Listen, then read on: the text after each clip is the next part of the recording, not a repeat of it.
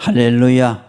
오늘 제목은 하나님의 구원과 예배입니다.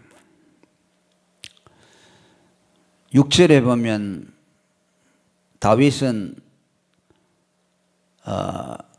많은 원수를 두고 있으며 그 원수들 가운데서 하나님이 그를 보호해 주시고 그 원수들을 이기게 하시는 하나님에 대해서 말씀을 하고 있습니다. 비슷한 내용들을 앞에서도 몇 번 다뤘습니다마는 여기 내 머리가 나를 두른 이라는 표현이 나오는 것은 원수들이 자기를 둘러싸고 있다는 말씀이죠. 이제 내 머리가 나를 두른 내 원수 위에 들리리니라는 말씀이죠. 그러니까 원수들이 자기를 둘러싸고 있다는 말씀이죠. 원수가 그만큼 많다는 뜻입니다. 지난 시간에도 대적이 다윗의 앞에 진을 치고 있다고 그렇게 말씀했죠. 진을 치고 있을지라도 나는 두려워하지 아니하리라 라는 다윗의 고백을 우리는 생각했습니다. 오늘도 여전히 다윗에게는 원수가 많다는 것을 그가 고백하면서 그 원수 가운데서 하나님의 도우심과 보호를 그는 경험하고 있다는 말씀입니다.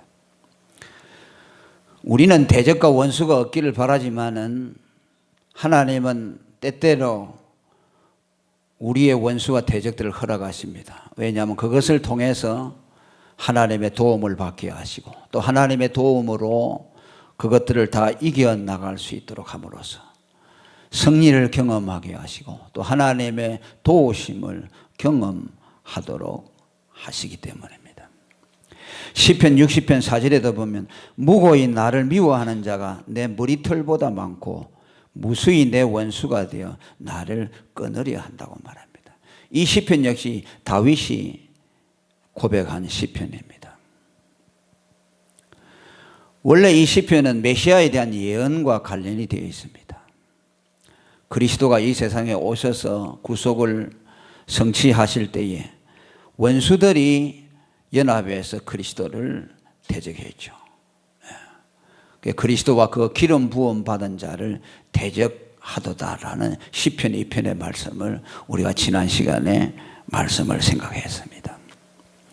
왕들과 군왕들이 힘을 합쳐서 그리스도를 대적했다고 말씀합니다. 내가 취치 아니한 것도 물어주게 되었다고 말합니다. 이것은 예수님이 죄가 없음에도 불구하고 마치 비들진 사람처럼 우리를 대신해서 죄의 빛을 하나님 앞에 갚아 주었다는 말씀입니다. 다윗이 그리스도의 전체를 밟아서 그리스도처럼 많은 대적을 두었다는 말씀입니다. 그리스도에게도 대적이 많았지만 다윗에게도 대적이 많았고 오늘 예수 믿는 우리들에게도 대적들이 많습니다. 우리가 영안을 열고 본다면 사방에 우리를 해하려고 하는 대적들이 덕실거린다는 것을 알 수가 있습니다. 그렇기 때문에 우리는 늘 싸움에 노출되어 있습니다. 유다서 1장 1절에도 너희가 단번에 얻은 믿음의 도를 위해서 힘써 싸우라고 말합니다.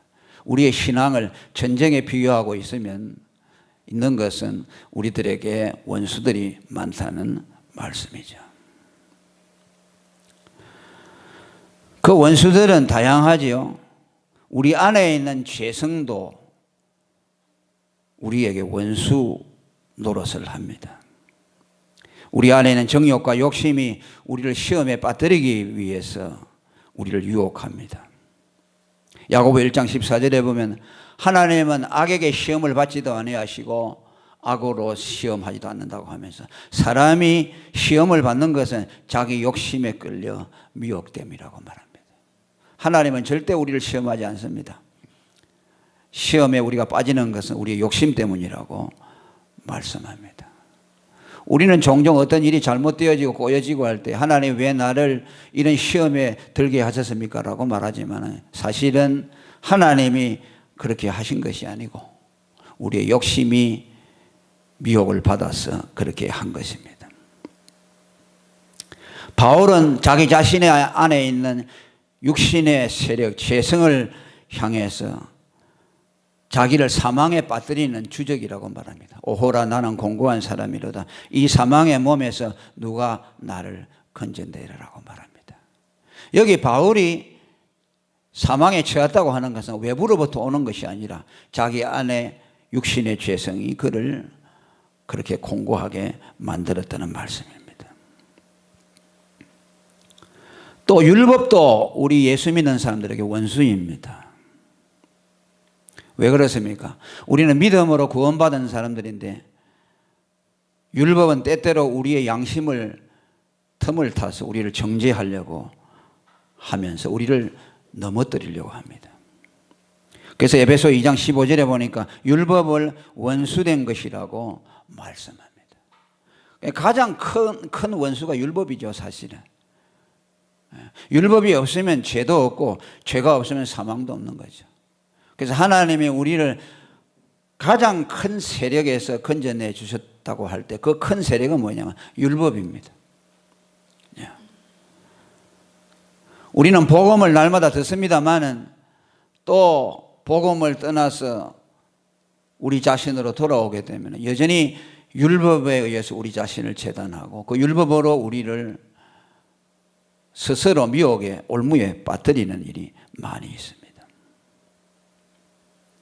요한복음 5장 45절에 예수님이 유대인들을 향해서 말하면 내가 너희를 아버지께 고소할까 생각지 말라. 너희를 고소하는 이가 있으니 곧 너희의 바라는 자 모세니라라고. 모세가 사람을 고소한다고 하죠. 그 모세는 율법을 말하는 거죠. 여러분들은 이 원수인 율법의 미혹에 빠지지 마시길 바랍니다. 언제나 복음을 받아들이고 그리스도의 의 안에 머물면서 우리를 넘어뜨리려고 하는 이 율법을 향해서 복음으로 대적할 수 있기를 바랍니다. 또 우리의 가족들이 때로는 우리를 넘어지게 하는 원수가 된다고 마태복음 10장 36절에 말씀합니다. 네 원수가 내 집안 식구라고 말이죠. 가장 사랑하는 가족인데 때때로 그 사랑이 우리에게 영적으로 원수가 되는 경우가 있다는 말씀이죠. 아브라함의 두 아들 이스마엘과 이삭이 늘 둘이서 싸웠다고 말씀했죠. 이스마엘은 육에 속한 사람, 이삭은 성령을 따라 난 사람. 이것은 오늘 우리 안에 있는 두 싸움을 말하기도 합니다. 거듭난 성령으로 거듭난 내 속성이 있고 또 여전히 나로 하여금 죄성을 행하게 하는 육신의 정욕이 있어서 그 둘이 늘 싸웁니다. 그것이 가족적으로도 나타나고 또 내 안으로 와서는 두 가지 싸움으로 나타난다고 말합니다. 또 환경의 원수도 있습니다. 사도 바울은 고린도후서 4장 8절에 사방으로 우겨쌈을 당하고 또 답답한 일을 당한다고 말합니다. 이것도 우리를 넘어뜨리려고 하는 원수죠. 우리를 넘어뜨리는 근원적인 것은 못되지만 환경이 우리를 둘러쌀 때에 우리는 영적으로 어려움을 겪습니다. 또 마귀 자체도 우리에게 원수라고 말합니다. 성경은 마귀를 다른 이름으로 말할 때 원수라고 말합니다. 교회 안에 가라지를 뿌리고 간 원수가 마귀라고 말씀합니다. 마태복음 13장 25절에 말씀합니다. 이 마귀는 궁극적으로 성도의 영혼을 노략질하려고 합니다. 마귀가 하는 일은 사람의 영혼을 파괴하고 하나님의 사랑에서 끊으려고 하는 것이 마귀의 일입니다. 그러나 하나님의 사랑을 받은 자들은 하나님의 사랑에서 끊어질 수가 없죠. 베드로전서 5장 8절에도 마귀는 우는 사자와 같이 삼킬 자를 두루 찾아다닌다고 말합니다. 우리가 이걸 가만히 놓고 보면 우리를 둘러싸고 있는 대적들이 얼마나 많은지 몰라요. 가정에도 있을 수 있고 내 안에도 있을 수 있고 환경을 통해서도 그것이 우리를 대적하고 또 내 안에 또 마귀 자신 자체가 우리를 공략하고 있습니다. 그런데 다윗은 그런 원수의 공격 아래 있으면서 그는 거기에 몰락당하지 아니하고 내 원수 위에 내가 들리리라 라고 말하면서 승리를 선포하고 있습니다. 원수들이 나를 둘러싸고 있지만은 그 원수들에게 정복되지 않고 내가 원수들 위에 머리를 든다라고 말했습니다. 이것은 무슨 말씀입니까? 원수를 정복하고 이긴다는 말씀입니다. 할렐루야. 원수 마귀가 우리를 넘어뜨리려고 공격하지만은 우리는 결코 그 원수들에게 패배하지 아니한다는 말씀입니다. 이것은 예수님이 주신 약속에서도 분명합니다. 내가 세상을 이겼다 담대하라고 말합니다. 무슨 말입니까? 내가 세상을 이긴 것 같이 너희도 이긴다는 말씀입니다. 바울 사도는 고린도전서 5장 57절에 우리 주 예수 그리스도로 말미암아 우리에게 이김을 주시는 하나님께 감사하리라고 말합니다. 어린 양의 피와 또 그의 증거하는 말을 가지고서 이긴다고 말했죠. 그리스도의 승리는 오늘 우리의 승리입니다. 죄와 사망과 율법을 이기시고 승리하신 그 예수님이 우리의 의가 되어 주심으로 우리로 하여금 이런 모든 원수에게서 이기도록 만들어 주십니다. 요한복음 16장 33절에도 세상에서 너희가 환난을 당하나 담대하라 내가 세상을 이기었노라고 말합니다. 할렐루야. 여러분, 예수님의 승리는 바로 우리의 승리라는 것을 믿으시기를 바랍니다. 그분이 승리하신 것은 우리를 대신해서 승리하신 겁니다. 우리를 대신해서 십자가에서 죽으시고 우리를 대신해서 승리해 주셨습니다. 내 원수 위에 머리를 든다는 말은 원수 앞에서 우리를 높여주신다는 의미도 포함되어 있습니다. 시편 23편의 말씀대로 원수의 목전에서 우리에게 상을 베풀어 주시는 하나님, 이 상은 잔치상을 말합니다. 원수들이 우리를 공격할 때에 원수들이 보는 앞에서 하나님이 우리에게 잔치상을 거나하게 베풀어 주심으로 오늘 하나님이 원수들을 부끄럽게 하고 우리를 그들 앞에서 높여 주신다는 말씀입니다. 원수의 공격을 허사로 돌리게 하시고 원수들 앞에서 우리를 높여 주신다는 말씀입니다. 마치 닭 쫓던 개가 지붕을 쳐다보듯이 하나님은 우리를 공격하는 원수들로 하여금 그들의 공격이 허사가 되도록 하시고 우리는 그 공격을 통해서 오히려 하나님이 우리를 높이 들어주심으로 우리를 존귀하게 만들어 주신다는 말씀입니다. 시편 18편 33절에 나의 발로 암사슴같이 갖게 하시며 나를 나의 높은 곳에 세우신다고 말합니다. 원수의 공격을 받아서 우리가 침체하는 것이 아니라 그리스도로 말미암아 이김으로 우리를 더 높은 곳에 두신다는 말씀입니다. 우리를 해하려는 원수와 장애물들까지도 우리를 파멸시키지 못할 뿐만 아니라 우리의 구원을 이루게 하시고 우리를 높이는 데 사용되도록 하신다는 말씀입니다. 아멘. 절대로 원수 마귀는 성도에 대해서 승리할 수가 없습니다. 고린도전서 3장 21절에 만물이 다 너희 것이라고 바울이 고백한 것은 모든 만사가 너의 구원을 위해서 소용되어진다는 말씀입니다. 여기 만물이라는 말보다는 만사라는 표현이 더 적절하다고 보입니다. 하나님은 모든 만사를 우리를 위해서 소용되도록 만들어줬다는 겁니다. 원수까지도 그들의 공격을 통해서 결국은 우리의 구원을 이루고 우리를 유익하게 만들어주고 우리를 강하게 하는데 소용되게 한다는 말씀입니다. 그 만물이 우리를 해하게 하는데 사용될 수 없다는 의미로 만물이 우리의 것이라고 말씀한 겁니다. 디모데전서 4장 4절에도 하나님의 지으신 모든 것이 선함에 감사함으로 받으면 버릴 것이 없다고 말합니다. 할렐루야. 이것은 어두움과 빛과 추움과 더움과 모든 걸 하나님이 다 창조했는데 그것들이 우리를 위해서 다 창조한 것이고 그것을 감사함으로 받으면은 우리에게 모두가 유익하다는 말씀입니다. 고난마저도 그것을 당할 때 어려움을 느끼지만은 결국은 그것을 통해서 하나님이 우리의 영혼에 유익하도록 만들어 주신다는 말씀입니다. 할렐루야. 로마서 8장 28절에도 우리가 알거니와 하나님을 사랑하는 자 곧 그 뜻대로 부르심을 받은 자들에게는 모든 것이 합력하여 선을 이룬다고 말합니다. 우리는 이것을 믿어야 합니다. 하나님의 주권을 믿어야 되고 또 하나님의 사랑을 믿어야 되고 하나님의 선하심을 믿어야 합니다. 그 다음에 이 승리를 경험하게 하고 난 이후에 뭐라고 하냐, 내가 그 장막에서 즐거운 제사를 드리겠고 라고 말씀합니다. 원수들이 우리를 공격하고 또 그 원수를 이기게 하신 것을 통해서 우리는 하나님 앞에 즐거운 제사를 드리게 된다는 말씀입니다. 여기 제사라는 말은 오늘 우리 식으로 말한다면 예배라고 말할 수가 있겠죠. 제사라는 것은 그 본래의 성격이 뭡니까? 승리의 열매입니다. 예배는 무엇입니까? 구원받은 자, 모든 원수의 공격에서 살아남은 자, 승리한 자가 하나님 앞에 드리는 열매입니다.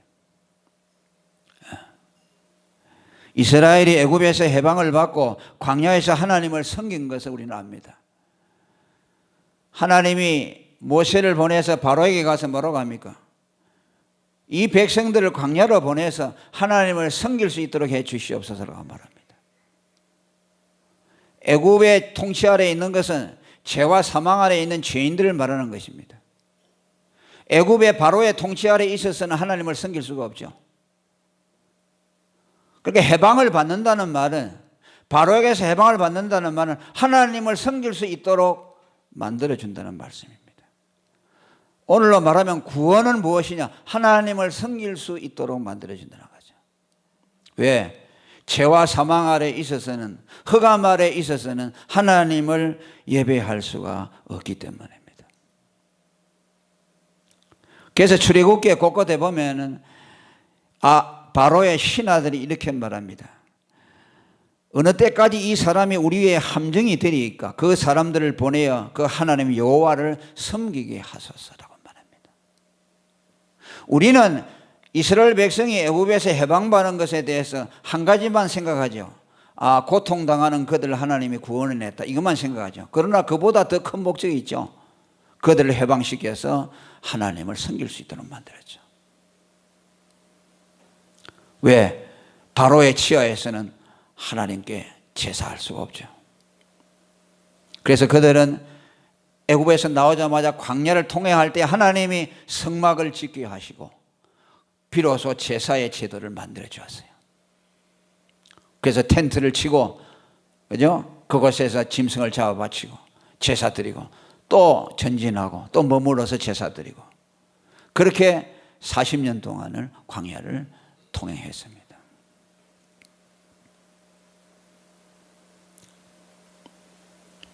데살로니가전서 1장 9절에도 우리가 어떻게 너희 가운데 들어간 것과 너희가 어떻게 우상을 버리고 하나님께로 돌아와서 사시고 참되신 하나님을 섬기게 되었는가를 말씀합니다. 우상을 버리기 전에는, 마귀에게서 해방되기 전에는 하나님을 섬길 수가 없기 때문에 먼저 마귀와 우상에서 하나님을 건져내 주시고 사시고 참되신 하나님을 섬기도록 만들어 주었습니다. 그러니까 예배한다는 것은요, 특권이지요. 구원받은 자의 특권입니다. 할렐루야. 구원받지 못한 사람은 절대로 하나님 앞에 예배할 수가 없습니다. 예배하는 것이 지겹고 예배하는 것이 어색한 사람은 뭐죠? 그가 아직도 흑암의 지배 아래 있다는 말씀이죠. 구원을 받으면 반드시 하나님께 예배하기를 기뻐하게 됩니다. 그가 빛 아래에 있던 증거입니다. 흑암에서 건짐을 받았기 때문에 하나님을 만나고 싶고 하나님 앞에 예배하고 싶은 마음이 그 속에서 일어나게 되는 겁니다. 주일날이 기다려지게 되고, 그죠?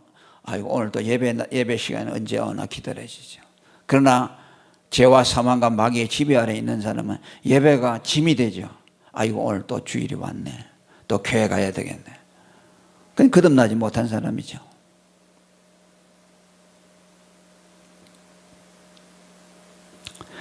물론 거듭나지 못하고 죄와 흑암에 있어도 예배를 또 좋아하는 사람도 있습니다.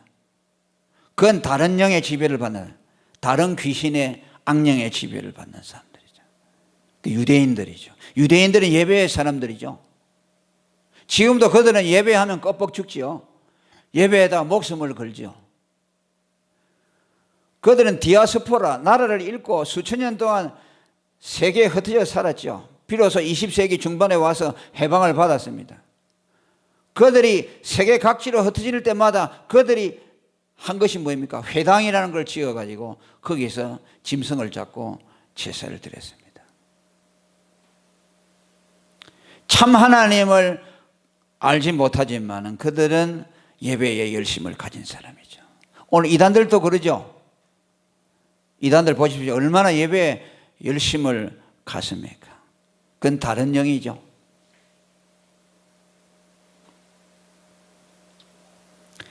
예수님은 우리에게 참된 예배가 무엇인가를 요한복음 4장 24절에 말합니다. 하나님은 영이시니 예배하는 자가 신령과 진정으로 예배하라고 말합니다. 신령과 진정으로 드린다는 말은 영과 진리로 드린다는 말씀입니다.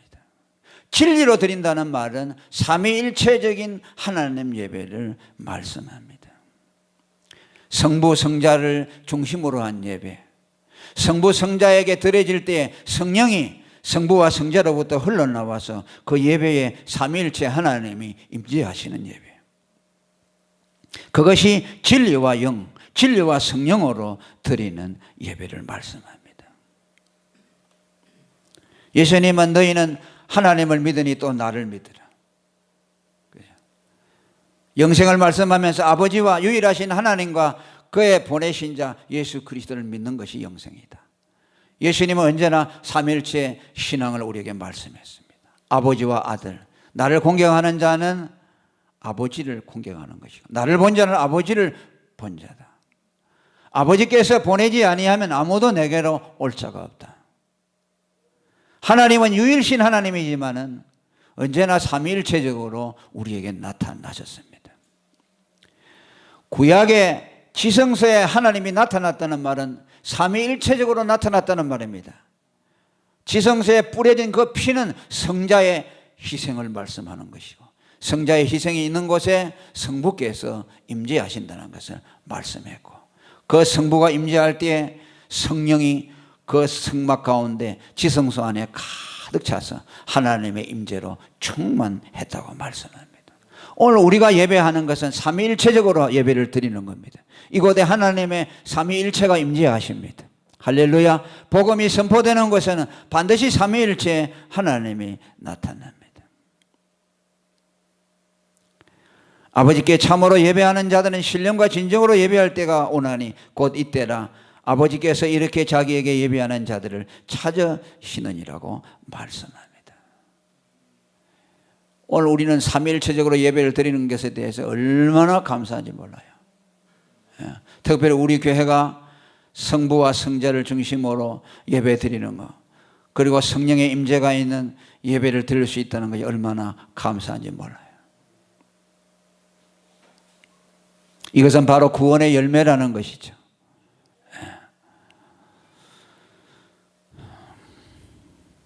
그러면서 계속 말합니다. 예배의 내용을 말하면서 노래하며 여호와를 찬송하리로다라고 말씀합니다. 제사한다는 말씀과 함께 노래와 찬송이 이어서 나옵니다. 이것은 제사의 속성, 예배의 속성이 무엇보다 찬송으로 일관된다는 것을 우리에게 말합니다. 예배라는 것은 무엇입니까? 예배라는 것은 하나님 앞에 찬송을 올리는 것입니다. 왜 예배를 드립니까? 조금 전에도 말씀한 것처럼 하나님이 그 아들을 통해서 우리를 구원해 줬기 때문에 예배를 드리는 거죠. 구원받지 못한 사람 예배를 못 드리니까 구원을 받아서 그 구원의 감격에 감사해서 하나님께 찬송을 올리는 것이 예배입니다. 계시록에 나오는 천상의 예배는 찬송과 감사와 영광으로 일관되어 있습니다. 오늘 설교자가 설교하는 내용도 뭐입니까? 하나님과 어린 양 그리스도가 우리를 구원했다는 것이죠. 이것은 설교의 내용이요 동시에 찬송의 내용입니다. 저는 설교하는 것이 아니라 찬송을 하고 있어요. 설교할 때마다 뭘 말합니까? 하나님과 그의 아들이 우리를 구원했다.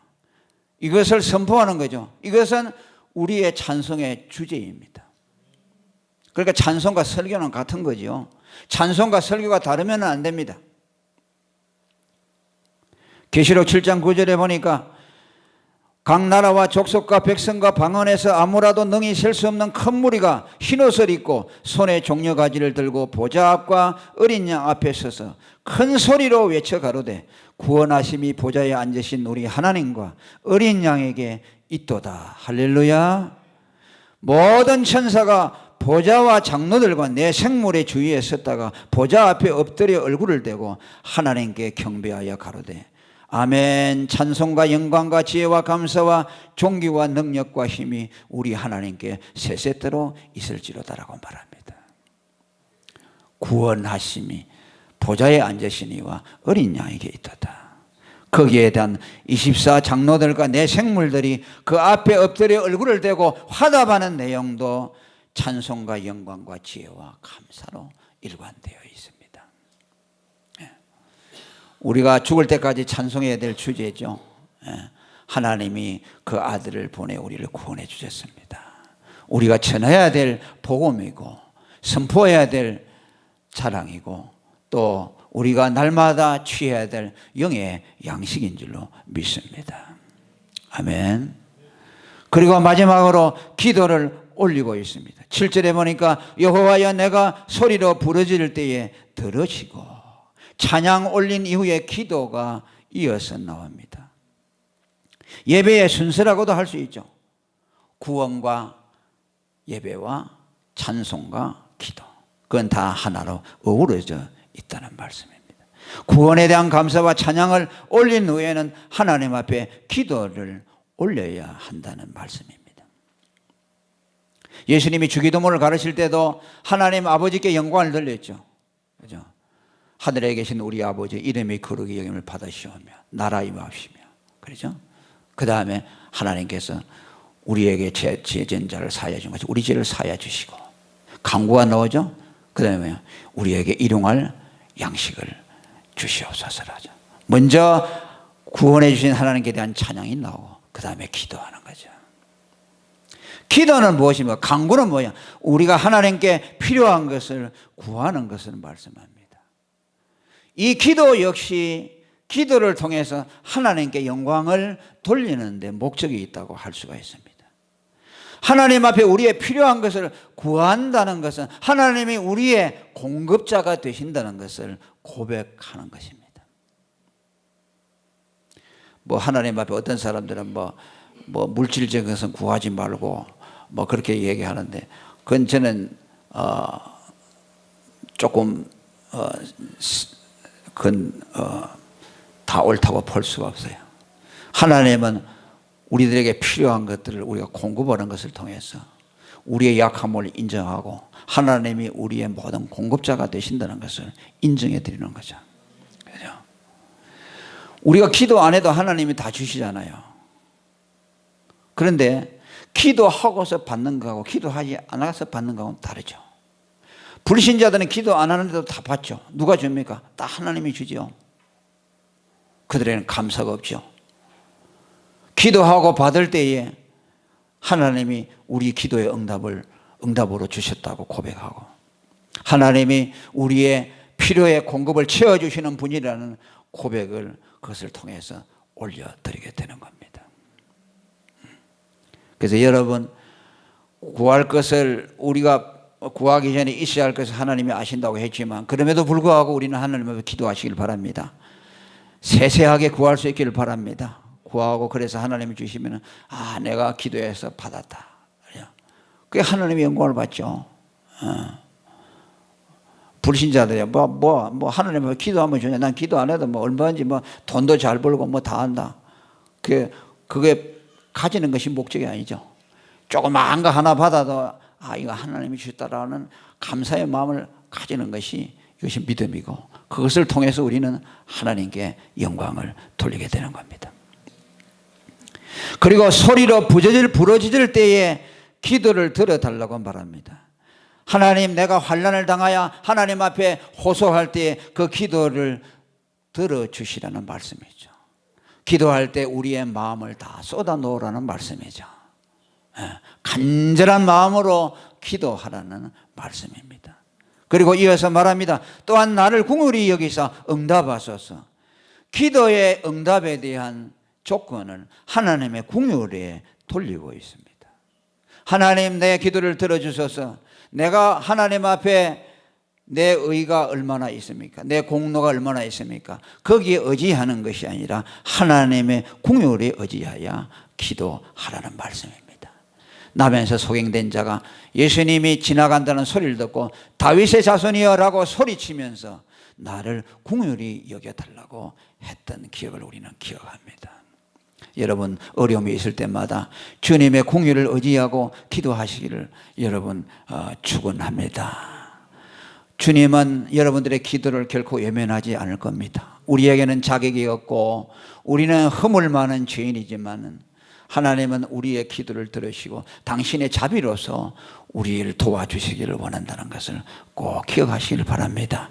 절대로 낙심하지 마시고 용기를 내시고 하나님의 긍휼에 의지해서 필요한 것이 있다면 감사함으로 늘 하나님께 아뢰므로 하나님이 우리의 공급자가 되시는 것을 고백드리고 또 주님이 주시는 것으로 만족하는 저희 모두가 되기를 축원합니다. 통성으로 기도하겠습니다.